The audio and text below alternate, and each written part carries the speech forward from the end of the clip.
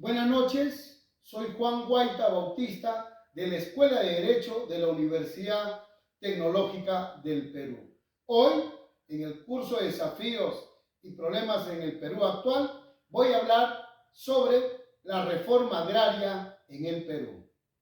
Según Mariátegui, la economía peruana era semifeudal.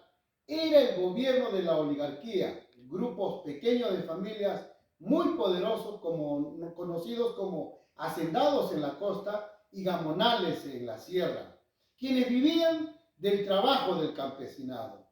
Este sistema, con mucho descontento social, era lo que imperaba en el Perú. Antes del gobierno de Velasco, el ejército era el perro guardián de la oligarquía, porque si algún gobierno afectaba sus intereses, los militares salían a defenderlo a través de los golpes de Estado.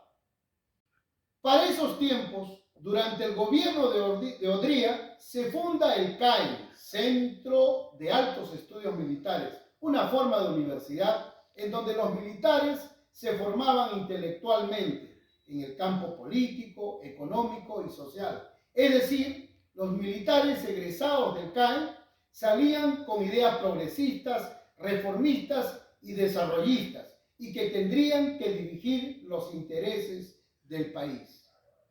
Ya en el año 1962, durante el gobierno de la Junta Militar presidido por Pérez Godoy, se sentaron la ley de las bases para la reforma agraria en los valles de la Convención Cusco, con el fin de evitar que los grupos de campesinos muy descontentos por las injusticias se unan a los grupos guerrilleros del Ejército de Liberación Nacional.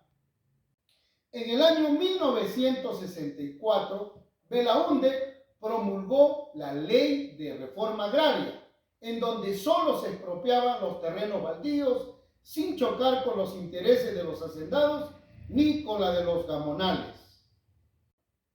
Ante la continuidad del descontento social y el peligro de que aparezcan nuevos líderes que cuenten con el apoyo de la masa campesina, en 1968 los militares inician el gobierno revolucionario de las Fuerzas Armadas con Juan Velasco Alvarado, presidente reformista, quien plantea su plan de gobierno conocido como Plan Inca. La reforma agraria, el 24 de junio de 1969, ocurrió un hecho histórico. El general Juan Velasco Alvarado promulgó la Ley de Reforma Agraria, dando énfasis a la integración del indio en la nueva sociedad nacional peruana como objetivo principal.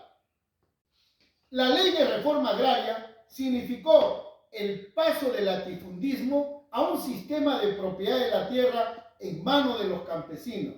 En efecto, el proyecto de Velasco pretendía redistribuir la propiedad de la tierra, eliminando el viejo orden colonial con el fin de que la tierra sea para quien lo trabaje. Todo esto en función a su propósito fundamental, la dignificación humana en los sectores más desfavorecidos. Velasco expropia las grandes haciendas y se las entrega a los trabajadores, considerando que la mejor redistribución se lograría a través de los sistemas comunitarios de explotación de la tierra. De esta manera se implementó empresas asociativas de trabajadores como las cooperativas agrarias de producción social, las CAPS, en la costa, y las sociedades agrícolas de interés social, las SAIS, en la sierra. Esta redistribución permitiría que los campesinos gozaran de los mismos derechos y trabajaran directamente la tierra. Como los dueños eran todos los que trabajaban y por naturaleza autogestionaria, no había algún jefe que los dirigiera, sino que el aporte del trabajo de los integrantes de la cooperativa era el camino hacia el éxito. Sin embargo, al no estar acostumbrados a este nuevo tipo de organización, no dieron su máximo esfuerzo. Esta ineficiencia se produjo debido a que los campesinos no se percibían como dueños de la empresa. En consecuencia, los campesinos desarrollaron una mentalidad de trabajadores asalariados que no se sentían identificados con los resultados económicos de la explotación.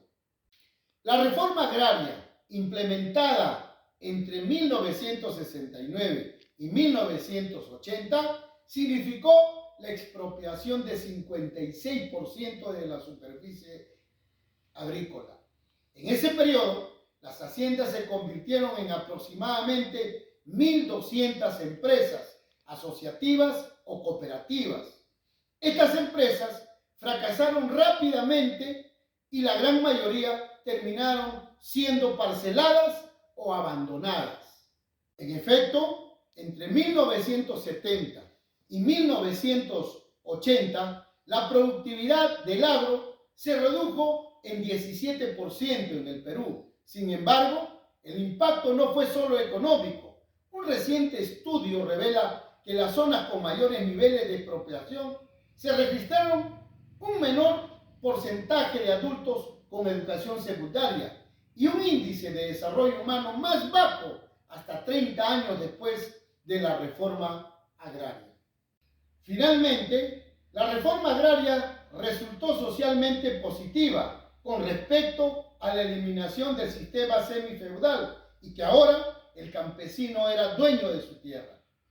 Pero económicamente negativo, dado que la producción agrícola disminuyó con respecto a la producción antes de la implementación de la reforma. Muchas gracias.